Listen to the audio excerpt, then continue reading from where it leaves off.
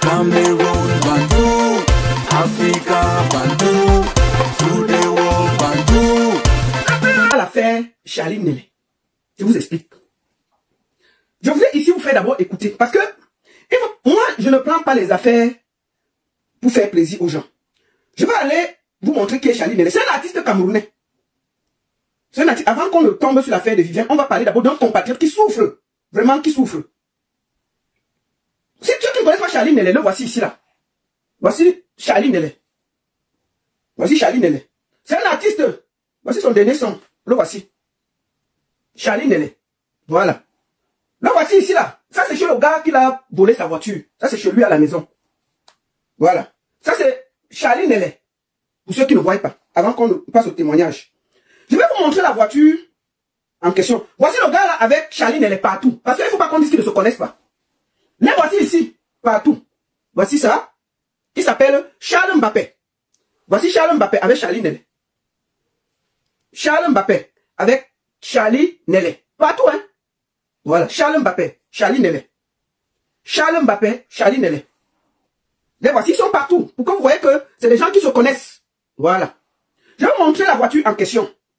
Parce qu'on ne parle pas des choses qu'on ne voit pas. Voici la voiture. En question, attendez, je vais pas ici. Voilà, ici. Oui, ça. Voilà. Voici la voiture. Voici Charlie Nélé, pardon. Monsieur Mbappé, avec sa voiture, il est allé récupérer ça le 14 novembre. Comme vous voyez, la voiture a dit, Charlie Nélé a pris la voiture ne sait plus où c'est parti. Voici ça ici. Voici la voiture. Voici le jour qu'il est parti chercher Charlie Nélé. On ne va pas trop discuter. Je vais directement appeler le monsieur. Il va nous expliquer ce qui se passe. Comment ça se passe. Et je peux vous dire qu'il a porté plainte. Et il va nous expliquer. Je vais l'appeler en vidéo. Il va se présenter et nous dire comment, qu'est-ce qui se passe. Où est sa voiture? Qu'est-ce qui s'est réellement passé? Bonjour, monsieur Charles Mbappé. Bonjour, la baronne de Suisse. Voilà, attends, avant qu'on ne commence. Avec vous. Voilà, nous sommes en direct sur Facebook. Nous sommes en direct au même moment sur TikTok, sur Baronne Suisse officiel. Partagez la vidéo, envoyez à vos amis, partagez partout parce que c'est quelque chose de grave qu'on va parler pour le moment. Je tiens à dire à tous les Camerounais que j'ai contacté Charlie Nélé. Je l'ai écrit, je vais vous faire écouter ce que j'ai fait pour que vous ne pensiez pas que je n'ai pas voulu entendre sa version des faits. D'accord. Donc vous êtes plus de presque 300 sur TikTok, partagez, et vous êtes déjà 380 sur Facebook. Partagez le direct. Monsieur attendez, c'est Charles Mbappé, c'est ça? Mbappé. Charles Mbappé, bienvenue. Merci, très heureux d'être avec vous. Voilà, comment ça va? Qu'est-ce qui se passe exactement? Oh, c'est une histoire, quelquefois on dit digne d'un film qui vient de l'enfer. Monsieur Nélé Charles, qui est autrefois... Qui est artiste, musicien, que tout le monde connaît.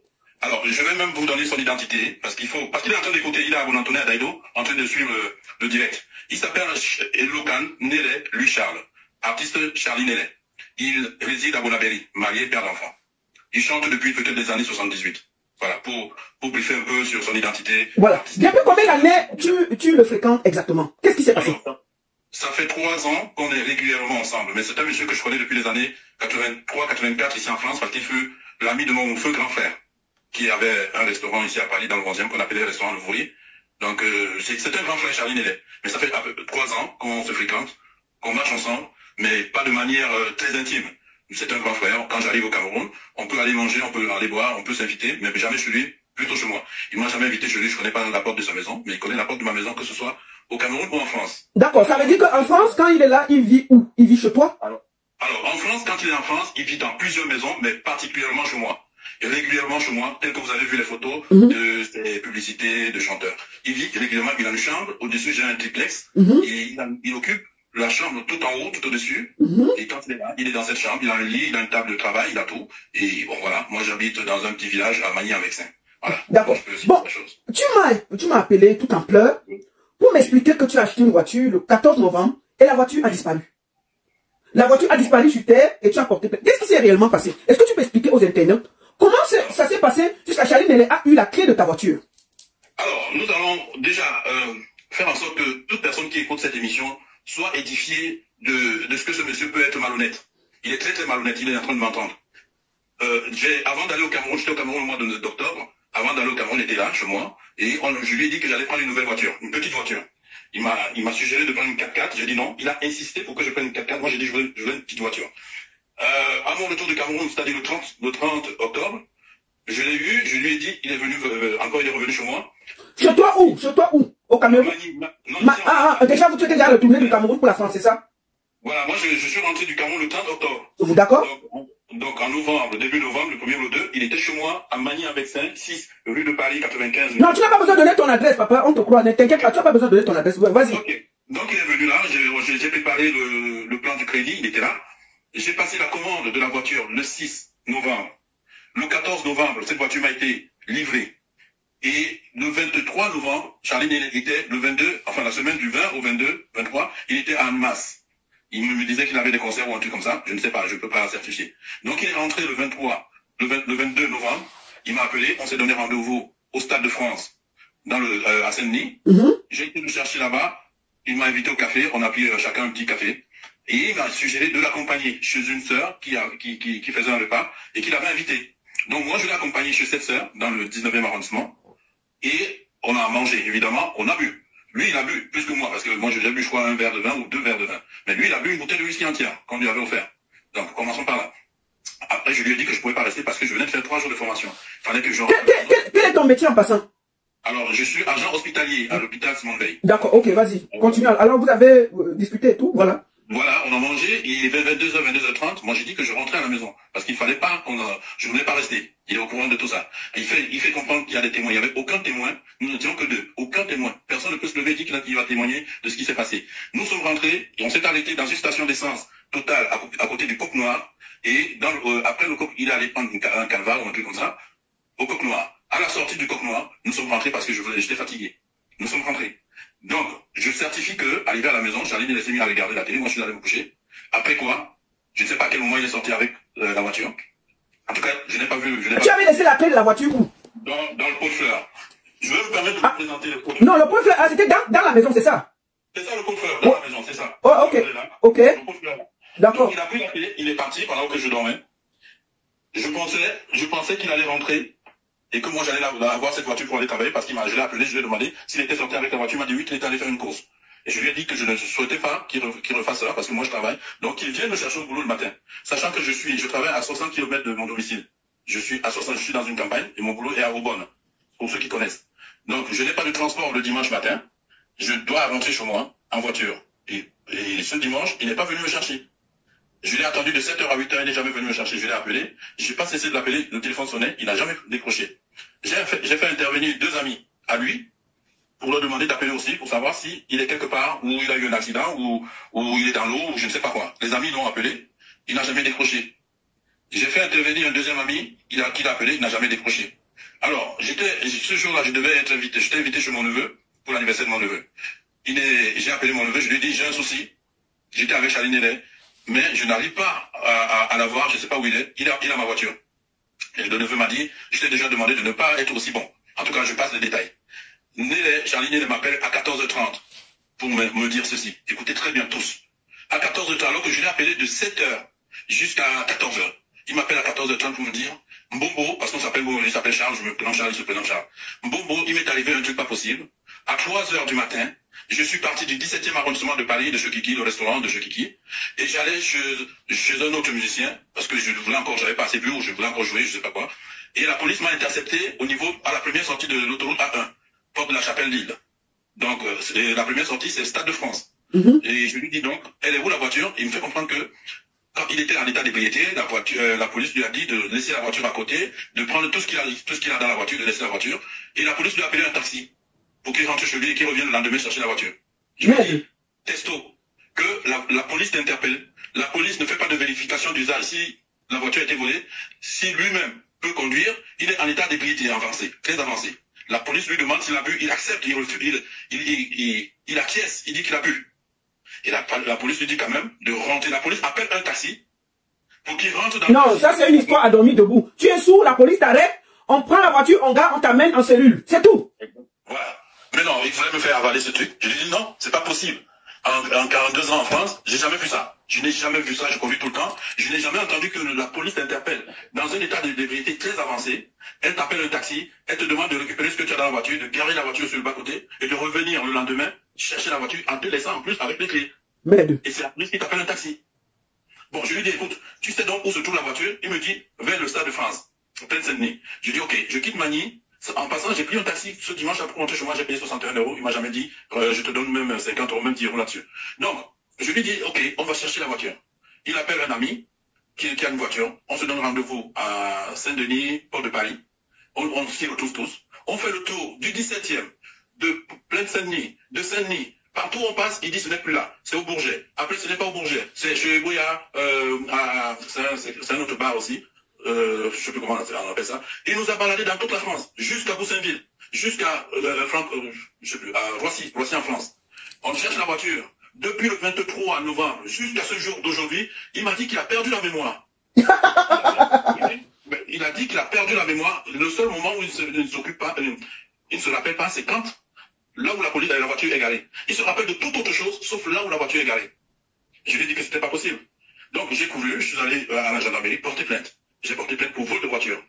Et depuis ce temps, les gens me demandent de le citer. J'essayais de camoufler pour qu'on aille tout doucement, qu'il ne soit pas éclaboussé par le scandale. Et lui, il prenait cela comme une faiblesse. Donc, en parenthèse, quand on était dans la voiture, qu'on cherchait, quand j'étais dans la voiture de son ami, qu'on cherchait ma voiture, on a évoqué, ou son ami m'a demandé, tu étais assuré tout risque? J'ai dit oui, je suis assuré tout risque. Et lui, tout de suite, il saute sur l'occasion pour dire, bah, écoute, si tu es assuré tout risque, c'est pas bien grave, même si la voiture est volée, l'assurance va te rembourser. Moi, évidemment, dans le feu de l'action, j'ai dit oui, l'assurance va me rembourser. Alors là, je me suis mis dans un piège. Je suis rentré dans l'engrenage. Il a commencé à utiliser le fait que l'assurance va me rembourser en m'envoyant balader.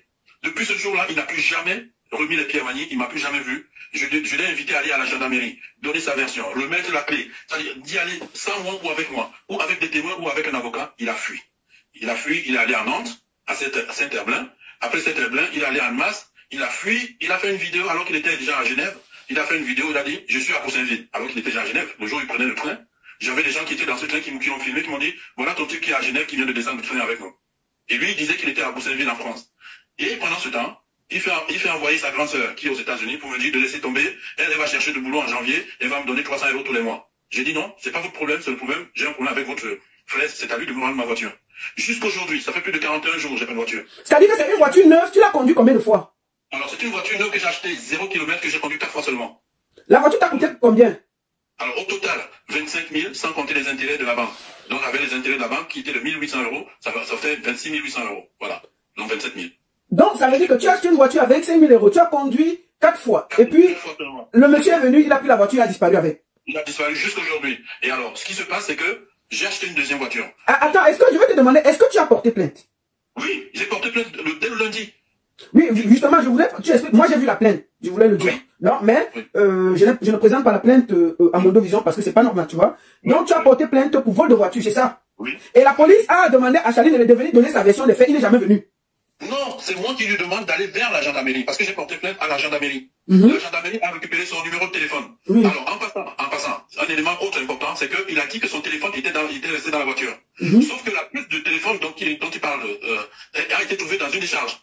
A été tracée dans une décharge. Attends, la gendarmerie a tracé son téléphone, donc il a jeté son téléphone. C'est la compagnie de téléphonie qui a tracé la puce, parce qu'il a une puce prépayée. D'accord. Donc, on a tracé donc c'est dans le procès verbal de la gendarmerie, on va donner ça comme juste un élément. La puce a été tracée dans une décharge. Voilà. Il m'a dit qu'il allait... Attends, excuse-moi, Charles. Excusez-moi. Tu étais sans famille. S'il est sur les réseaux sociaux, c'est parce que le monsieur a tout essayé. Il faut que tout soit clair. Le monsieur s'y parle depuis sur les réseaux sociaux, il a fait les vidéos fatiguées. Il a appelé tout le monde fatigué. Mais personne ne veut l'écouter. Quand on voit les gens venir sur les réseaux sociaux, ce n'est pas parce qu'ils veulent. Ce monsieur ne sait même pas s'il connaît comment fonctionne Facebook. Mais à un moment, quand un artiste vient gâter la vie de quelqu'un, tu achètes une voiture 4 jours après, ton ami vient à la maison, il porte la voiture, il part avec un artiste. Et puis tu ne vois plus la voiture. Tu demandes, tu exiges, tu portes plainte, il dit qu'il ne se souvient plus. Tu portes plainte, que viens même quand même expliquer, il ne dit rien, il fuit seulement. Donc vous voulez que ce monsieur fasse quoi? Vous voulez que ce monsieur fasse quoi? Qu'il se taise? Excuse-moi Charles, vas-y. Donc, ce monsieur, depuis plus de 40 jours aujourd'hui, il n'a pas daigné me le contacter. Il ne veut, s'il dit avoir perdu la mémoire, j'aurais apprécié qu'il aille à l'hôpital, voir un psy, qu'il retrouve sa mémoire. Parce qu'il n'a perdu la mémoire que sur un point ponctuel, là où il a laissé la voiture. Mais il n'a pas perdu la mémoire sur toute autre chose. Et je rappelle encore que 3 jours après qu'il ait pris ma voiture, il a contacté une autre dame pour avoir sa voiture, à elle, qui est toujours neuve. une autre dame qui a témoigné, qui a témoigné à la gendarmerie que M. Nélé l'a appelé pour lui demander de lui prêter sa voiture 3 jours après. Donc je ne sais pas dans quel réseau de voiture il est rentré pour accumuler les voitures des gens. Il est rentré parce que le vendredi, quand il est rentré dans les masses, il m'a dit « Bobo, j'ai un deal de 20 000 € qui doit tomber dans les 2 jours. » Je ne pensais pas que c'était ma voiture. Où est la carte grise de la voiture? Je l'ai, elle est là. Est-ce que tu peux montrer? Oui, bien sûr. Elle est dans la carte grise.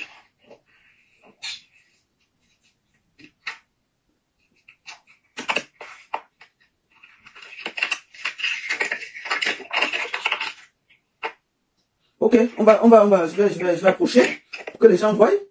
Voilà la carte grise de sa voiture. Donc, effectivement, le monsieur ne ment pas. Voilà la carte grise de la voiture que Charlie Nélé a fait disparaître. Donc voilà. En gros, ce monsieur est parti. Il a fui la France en catimini avec les papiers de quelqu'un d'autre, certainement, parce qu'il ne pouvait pas sortir. Et même s'il est sorti avec ses propres papiers, c'est un monsieur qui a l'habitude. Parce que de ce que j'entends depuis cette histoire... Mais est-ce que tu ne savais pas? Parce que moi, j'ai appris que c'est un bon schématiseur, hein? Oui, mais schématiseur, j'ai entendu de ces histoires en Allemagne, mais il était en prison en Allemagne pour ce genre d'histoire. Il faut qu'il le reconnaisse. C'est pas un truc caché. Hein? Mais toi, est-ce que toi, tu n'étais pas au courant en l'hébergeant chez toi?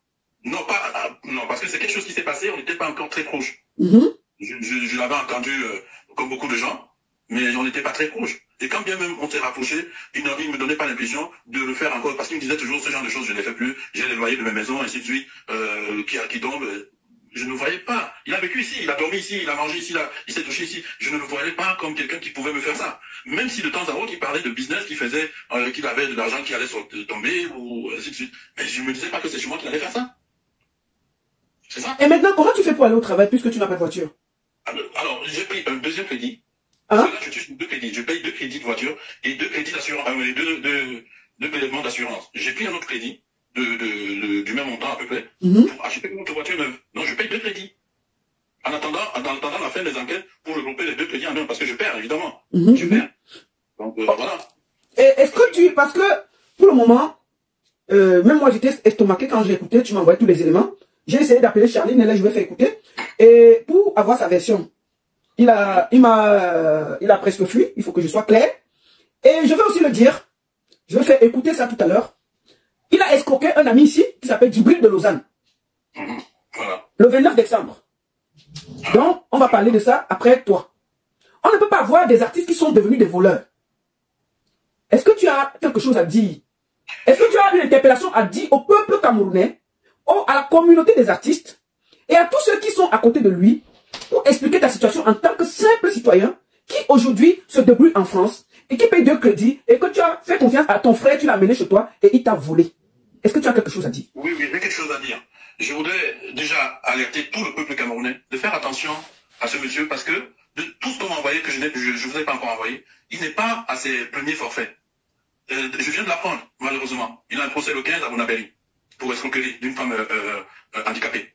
Il a d'autres procès qu'il attend à la Douala où il a essayé de m'introduire en me demandant de lui octroyer des certificats médicaux, puisque je travaille à l'hôpital, de trafiquer les certificats médicaux et de les lui remplir, qu'il les envoie à Douala ou à Yaoundé au tribunal, afin qu'on prenne en compte le fait qu'il n'est pas au Cameroun. Je vous ai envoyé ça. Vous le mettez en ligne. Où il m'a dit mes ordres. Et je lui ai dit, en plus d'avoir volé ma voiture, tu veux que j'aille en prison en me demandant un tel service, personne ne peut te le rendre ce service. Voilà. Et donc, sachez avec qui vous marchez. J'entends dire que je suis de connivence avec lui. Effectivement, aujourd'hui, la gendarmerie et les assurances ne me remboursent pas parce qu'ils se disent qu'au vu des éléments, on a l'impression que je suis en coaction avec lui. Et ils ont cité les événements, le vol de voiture en Côte d'Ivoire, au Bénin et au Cameroun. Donc, les enquêtes faisant, je ne suis pas encore indemnisé du vol. Et j'ai perdu le bonus de l'assurance. L'assurance MMA m'a radié. J'ai dû prendre une assurance plus chère de la nouvelle voiture. Vous voyez, je vis de désagrément en désagrément. Je pense que M. Nélé ne devrait même plus s'asseoir avec les gens parce qu'il est tous les jours avec ces gens. Et le samedi, il va encore faire un spectacle à Mermoz, à Daido, chez le grand frère Malanguet, alors que le grand frère Malanguet me connaît, c'est mon grand frère. Il ne devrait pas accepter que Charlie Nélé fasse un spectacle chez lui. Soyez solidaires, soyons solidaires. Quand un monsieur escroc me met dans la main, j'ai ma mère qui est malade. Ma maman est très très malade. Cet argent que je vais dépenser, j'ai dépensé pendant 1 mois à prendre le taxi de mon boulot à ma maison, de ma maison à mon boulot. Cet argent pouvait acheter les médicaments à ma mère. Alors je dis tout simplement aux Camerounais, aux artistes, faites attention à ce monsieur. Il est très très dangereux et je pense que vous le savez. Et sincèrement, Charlie Nélé, ce message, je te l'adresse. Je t'avais pris chez moi, je t'avais pris comme un grand frère. Tu mangeais chez moi, à Douala, ma mère faisait à manger. Tu venais avec tes copines à la maison, on mangeait ensemble. Tu venais ici, tu dormais ici.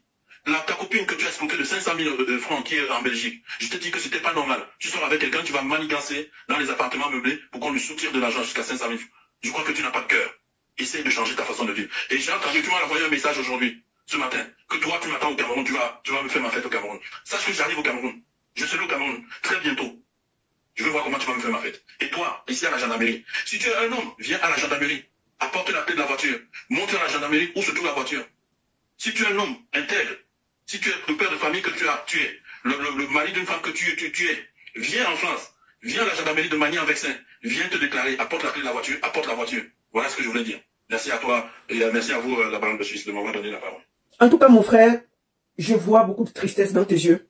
Et j'estime que vous n'êtes pas des gens qui sont sur Internet. Quand je vois les gens dire pourquoi les gens amènent leur histoire sur Facebook, c'est parce que parfois, ils ont porté plainte. Ils ont tout fait. Et ça n'a pas marché. Et la seule chose qu'ils peuvent faire, c'est la pression populaire. C'est la justice populaire. C'est les gens qui peuvent parler à cette personne pour dire tu ne peux pas détruire la vie d'un père de famille qui t'a accueilli, qui t'a ouvert les portes. Quand tu viens en France, tu dors chez lui, qui te donne ta voiture. Tu le mets dans autant de problèmes. Et je me suis estimé obligé de te prendre pour raconter ton histoire. Merci beaucoup. Et je demande à tous les artistes, soyez solidaires. Pensez que M. Charles Mbappé qui est devant vous, c'est un père de famille. Ça peut être votre frère, votre oncle.